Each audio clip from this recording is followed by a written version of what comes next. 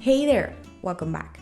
In case we haven't met yet, my name is B and I love to code the heck out of Squarespace and teach other designers how to do it too. Today I have a CSS trick that has been inspired by a question that I got on a previous video. Last time we tackled how we could center online the last two slides of auto layouts in 7.1, but this time we're going to be doing the same thing for portfolio pages instead. So if this is something that you're interested in learning how you can implement in your current client project, make sure to keep on watching to learn how to make it happen.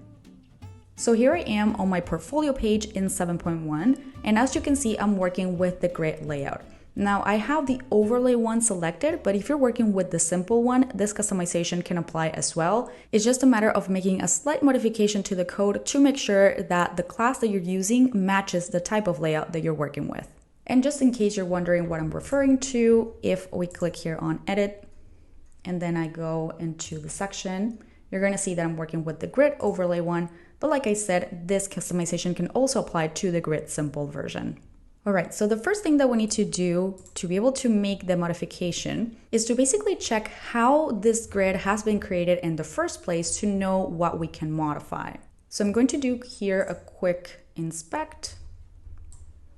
And then here you can see how I landed directly on the actual container that is creating the grid for us. So in the case of portfolio pages, this is called grid thumbs. It has an ID of grid thumbs, and it has a couple of classes of portfolio grid overlay, grid wrapper, collection content wrapper, pre-fade, and fade in. Now, as we've seen with other sections in Squarespace, such as blog pages, CSS grid is the thing that has been applied to these containers to be able to create the number of columns and rows necessary to display the thumbnails or the items that we have on the page. So if we were to open this up, you're going to see that here we have all of the different grid items that are sitting inside this container, which once again is creating our grid.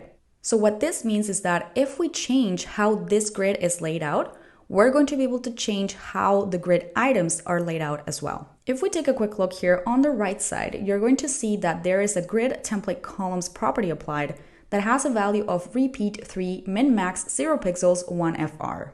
Now what this value is doing here is that it's telling the browser to repeat 3 times this value to be able to create 3 columns. And what this value represents is the minimum and the maximum value that the width of those columns should have. So in this case, the minimum value is 0 pixels and the maximum value is 1 fr, which stands for 1 fraction of the space. So basically what this is translating to is that we're going to have 3 equally wide columns that can go from 0 pixels to 1 fraction of the space. So basically a third of the space. So in order to be able to center these two slides, what we're going to do is we're basically going to increase the number of columns that we have so that we can have access to sort of half columns. Because the idea here is to be able to push this slide half the width of this column that we have in here so that it covers this space. And then in turn, this slide is going to cover this other part of the space. So half this column and half this column.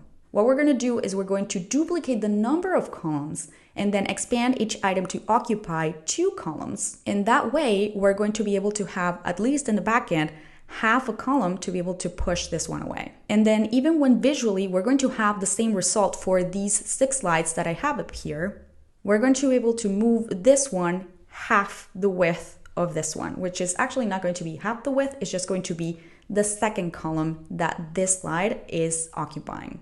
Now this is going to make a lot more sense once we actually get to the code, so let's go ahead and do that. The first thing that I'm going to do is I'm going to look for a selector that I can use to be able to change that value for the grid template columns property.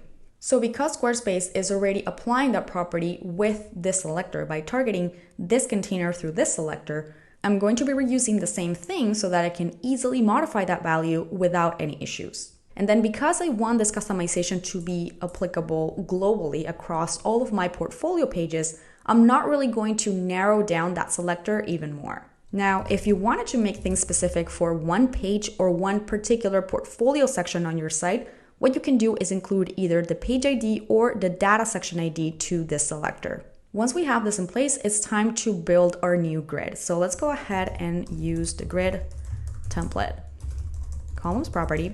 And then I'm going to set this one to repeat.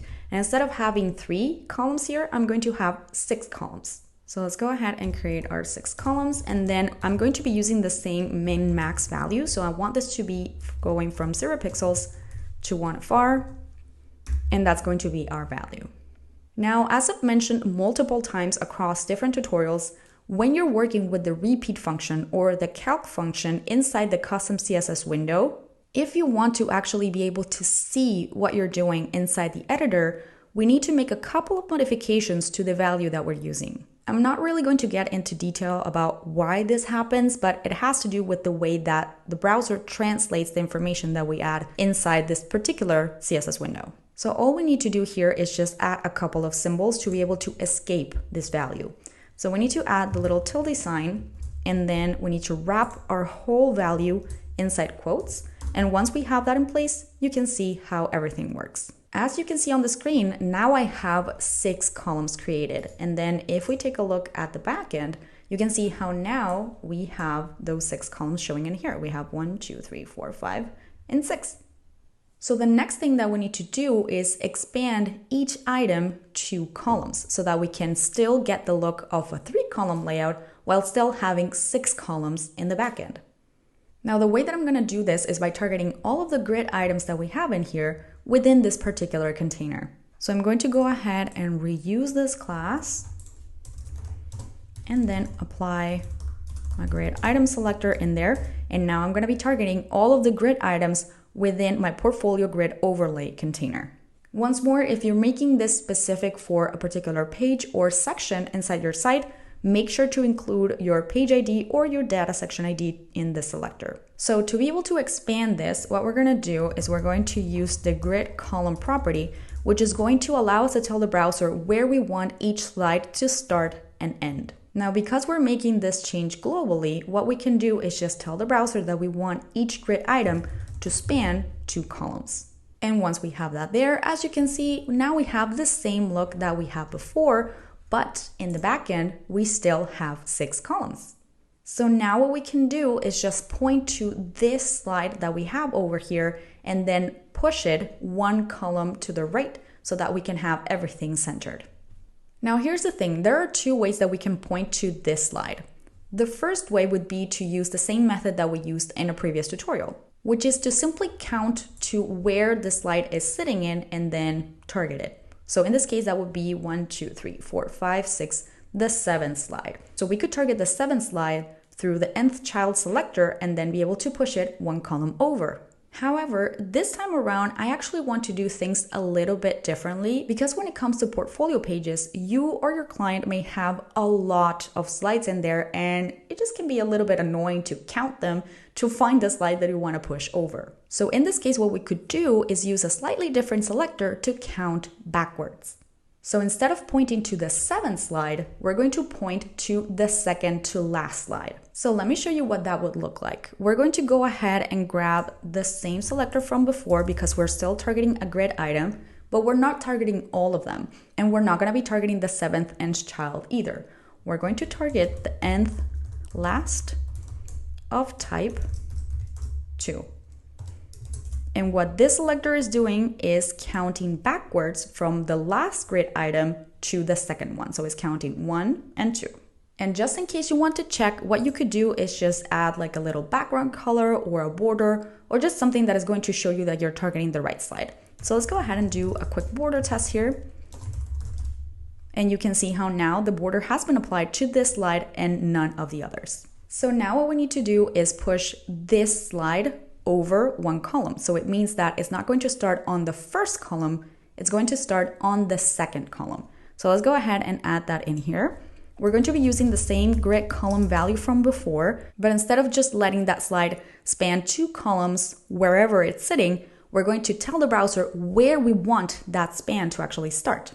So we're going to be using 2 as the 1st column where this is going to be starting. You can see how this sort of shrunk down and now it starts at the 2nd column. And we're going to tell the browser that this is going to expand until the 4th column. Now with this type of value as well, we need to escape it the same way that we did with repeat in order to see the result inside the editor as well. So just like before, I'm going to be adding that tilde sign and I'm going to be wrapping the value in quotes. And just like that, you can see how everything is working correctly.